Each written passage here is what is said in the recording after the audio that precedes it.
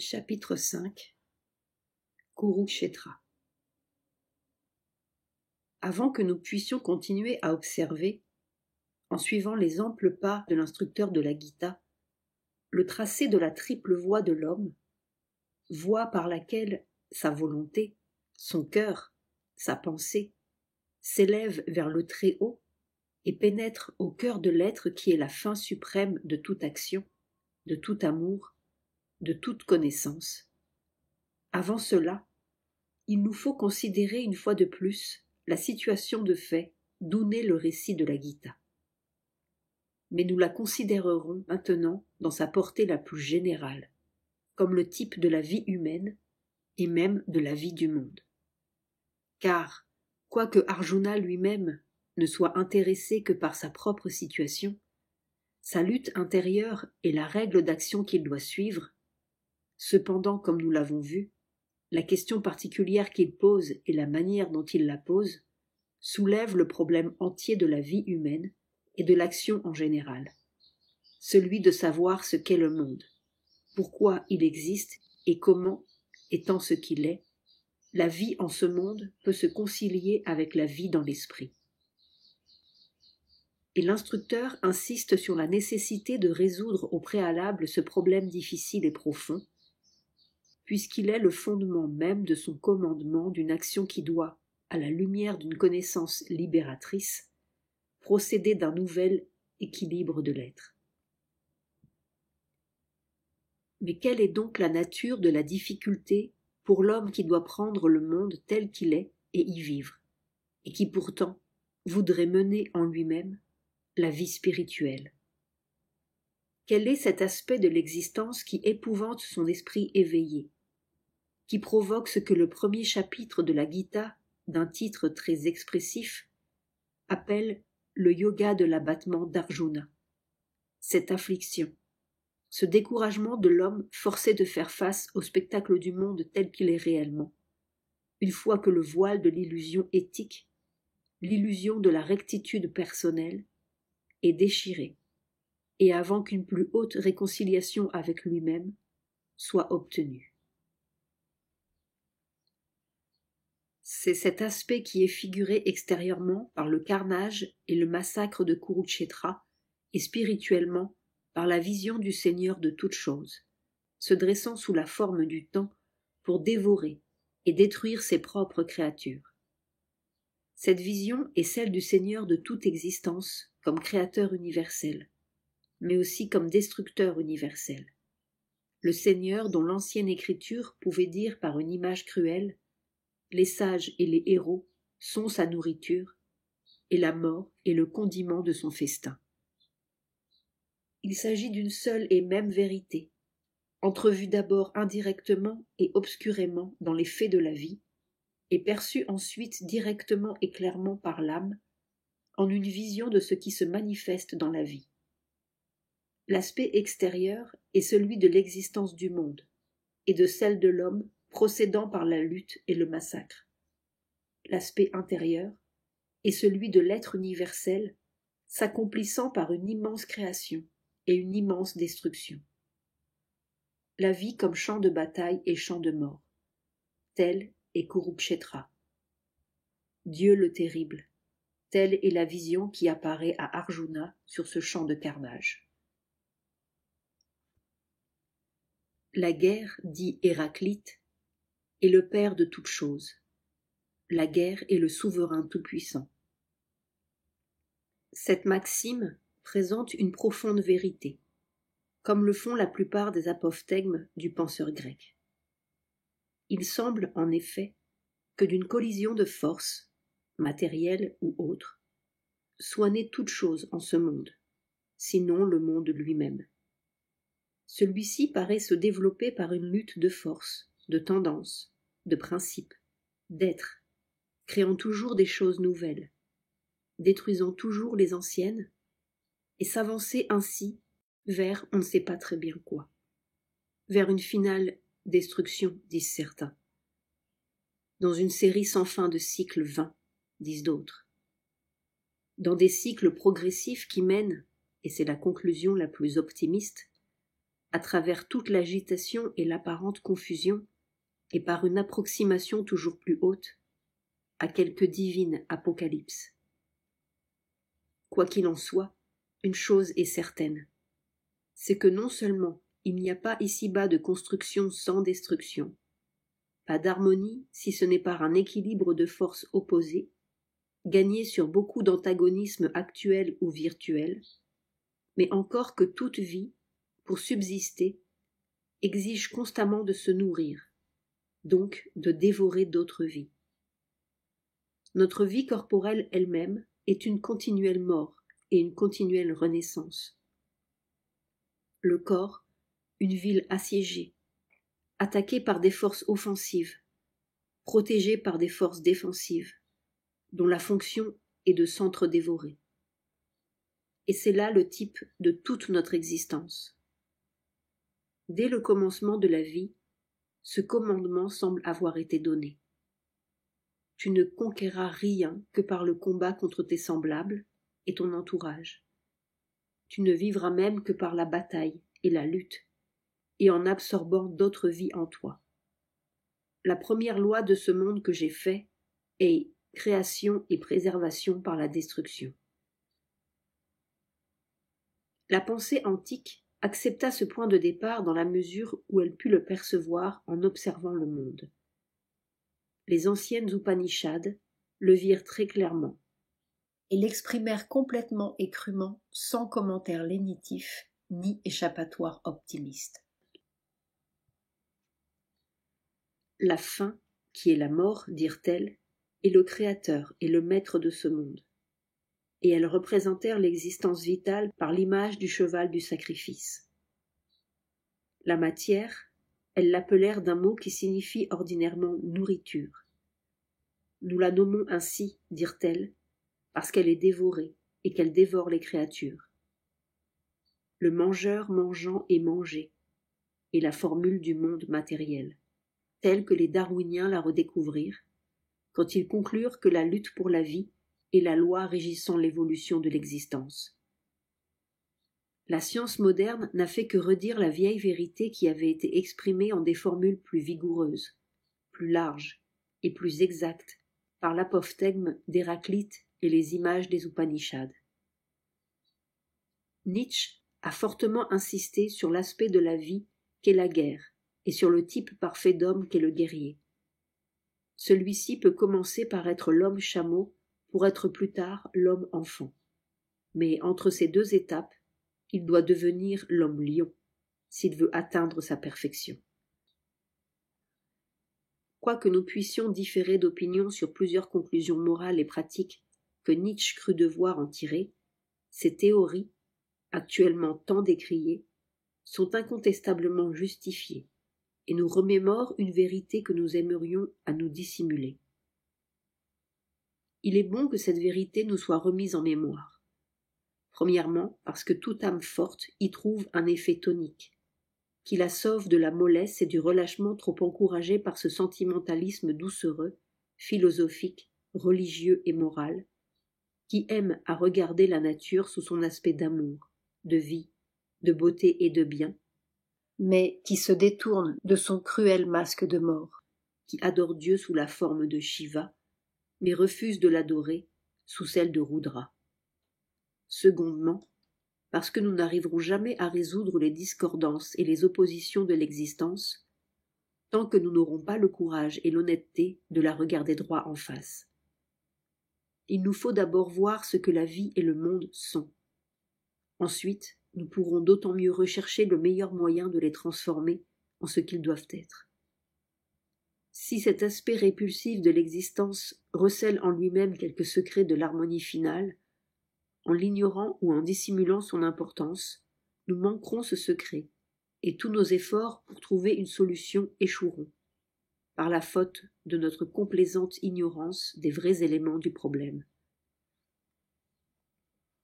Si, d'autre part, cet aspect de l'existence cache un ennemi qu'il faut abattre et fouler aux pieds, ou extirper et éliminer, même alors nous ne gagnerons rien en sous-estimant son pouvoir et sa mainmise sur la vie, ou en refusant de constater la force de ses racines dans le passé effectif et dans les principes réellement opérants de l'existence. La guerre et la destruction ne sont pas seulement un principe universel de notre vie ici-bas dans son aspect purement physique. Elles régissent aussi notre existence mentale et morale. Il est évident que dans la vie réelle de l'homme, tant intellectuelle que sociale, politique ou morale, nous ne pouvons vraiment avancer d'un pas sans rencontrer lutte et bataille entre ce qui existe et vit, et ce qui cherche à vivre et à exister, et entre tout ce qui se tient derrière ces deux parties. Il est impossible, au moins dans l'état présent des hommes et des choses, de croître, d'avancer et d'accomplir son destin, et en même temps d'observer réellement et complètement ce commandement de ne pas nuire, qui nous est donné cependant comme la règle de conduite la meilleure et la plus haute.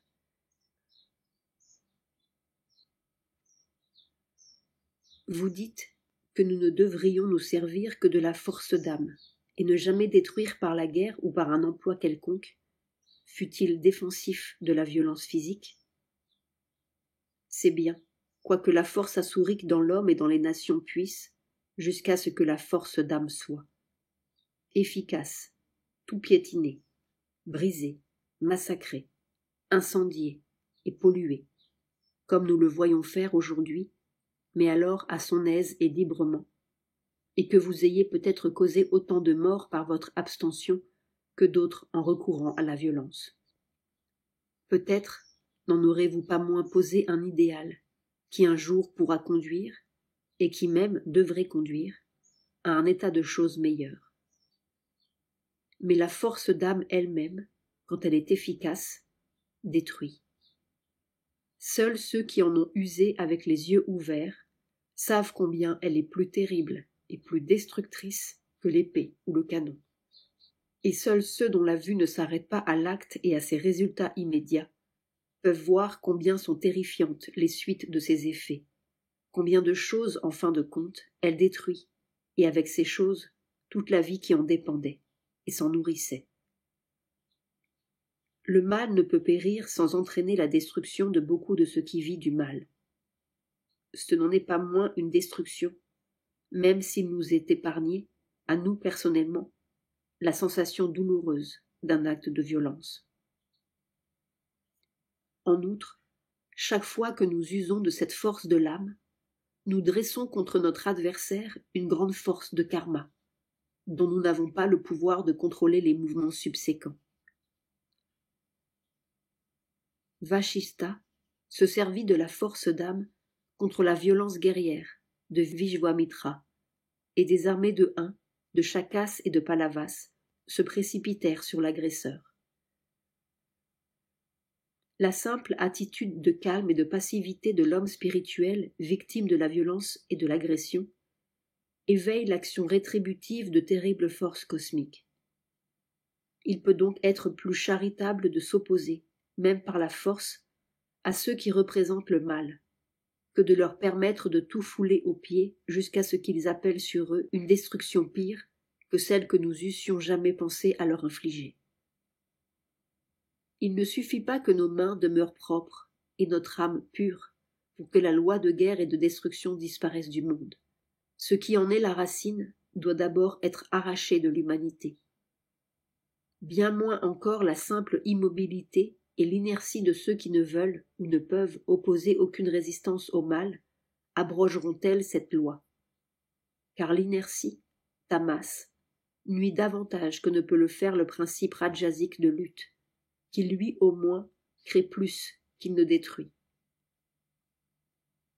C'est pourquoi, en ce qui concerne le problème de l'action de l'individu, son abstention de la lutte et de la destruction concomitante inévitable sous leurs formes physiques les plus grossières peut aider au développement de son propre être moral, mais laisse intacte la puissance du meurtrier des créatures. Au reste, toute l'histoire de l'humanité apporte son témoignage à l'irréductible vitalité, à la persistante prédominance de ce principe dans le monde. En palliatif, il est naturel que nous essayions d'insister sur d'autres aspects. La lutte et la destruction ne sont pas tout. Le principe sauveur d'association et d'aide mutuelle existe aussi bien que le principe de dissociation et de lutte. La puissance d'amour aussi bien que celle de revendication égoïste. L'impulsion à se sacrifier aux autres aussi bien que l'impulsion de sacrifier les autres à soi-même. Mais quand nous voyons comment, en fait, ces principes-ci ont opéré, nous ne sommes pas tentés de dissimuler ou d'ignorer la puissance de leur opposé. L'association n'a pas été fondée seulement dans un but d'entraide, mais aussi pour la défense et l'agression, pour nous fortifier contre tout ce qui nous attaque ou nous résiste dans la lutte pour la vie. L'association s'est montrée une auxiliaire de l'égoïsme, de la revendication, de la guerre de la vie contre la vie. L'amour lui-même a été constamment une puissance de mort. Tout spécialement, l'amour du bien et l'amour de Dieu, tels qu'ils ont été embrassés par l'ego humain, sont responsables de beaucoup de luttes, de massacres et de destructions. Le sacrifice de soi est une chose grande et noble, mais à son point le plus haut, il est une reconnaissance de la loi de la vie par la mort, et devient l'offre de soi-même sur l'autel de quelque puissance qui exige une victime pour que l'œuvre désirée puisse être accomplie.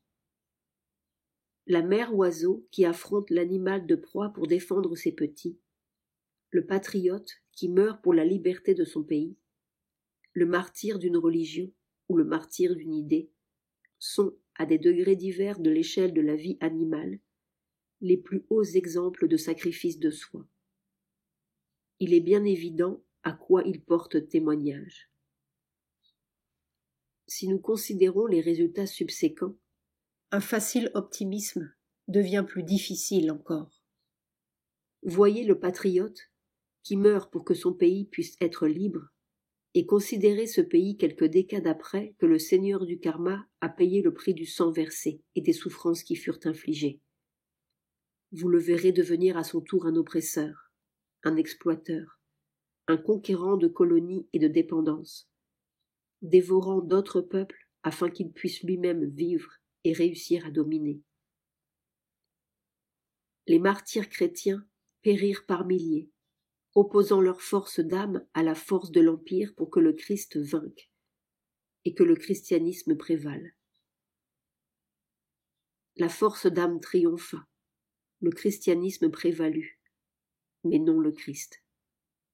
La religion victorieuse devint une église militante et dominatrice, et une puissance plus fanatiquement persécutrice que la foi et l'empire qu'elle remplaça. Les religions elles-mêmes s'organisent en puissance de lutte réciproque et guerroient entre elles avec acharnement pour vivre, croître et posséder le monde. Tout cela semble indiquer qu'il y a ici un élément de l'existence, peut-être l'élément initial, dont nous ne savons pas comment nous rendre maîtres, soit parce qu'il ne peut pas être maîtrisé, soit parce que nous n'avons pas arrêté sur lui un regard assez pénétrant et impartial pour le reconnaître calmement et loyalement, et découvrir sa nature. Il nous faut regarder l'existence en face, si notre but est d'en trouver la juste explication, quelle qu'elle puisse être. Et regarder l'existence en face, c'est regarder Dieu en face, car les deux ne peuvent être séparés. Pas plus que la responsabilité des lois de l'existence cosmique ne peut être retirée de celui qui les a créées, ou de cela qui a constitué le monde. Mais ici encore, nous aimons à pallier et à équivoquer. Nous avons érigé un Dieu d'amour et de miséricorde, un Dieu juste, équitable et vertueux, suivant nos propres conceptions morales de la justice, de la vertu et de l'équité. Et tout le reste n'est pas lui, ou n'est pas son œuvre, disons-nous, mais est l'œuvre de quelque pouvoir diabolique, auquel il permit pour une raison quelconque d'élaborer sa mauvaise volonté, ou bien est l'œuvre de quelque sombre Ahriman, contrebalançant notre gracieux Ormuzd.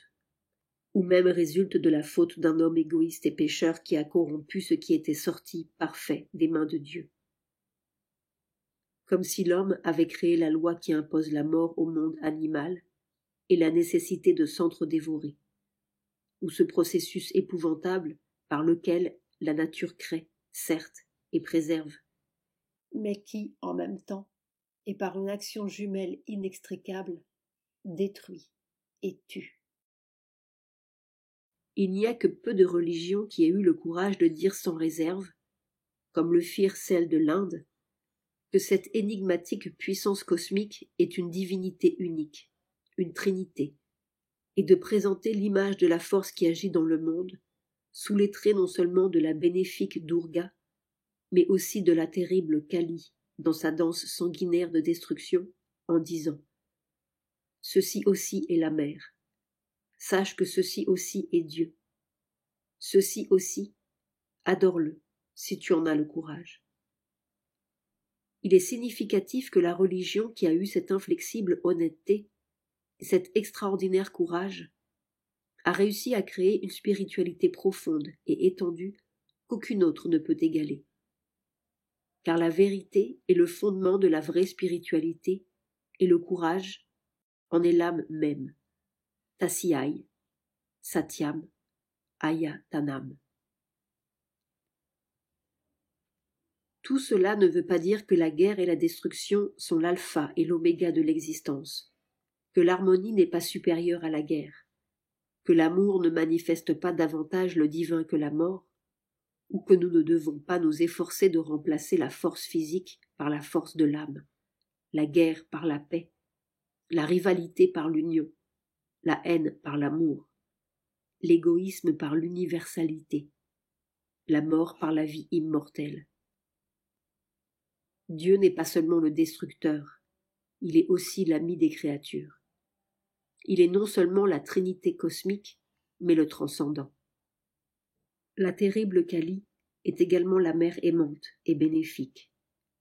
Le seigneur du Kurukshetra est le divin camarade et conducteur du char, le séducteur des êtres, Krishna incarné.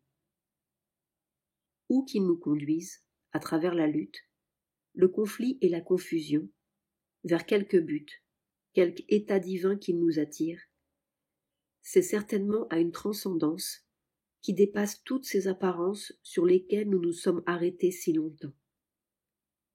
Mais où et comment, à quelle transcendance et sous quelles conditions, cela nous avons à le découvrir.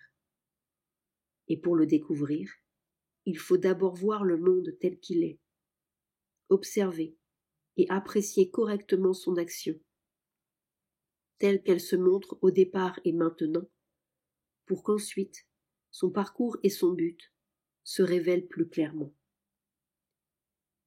Il nous faut reconnaître Kurukshetra pour ce qu'il est.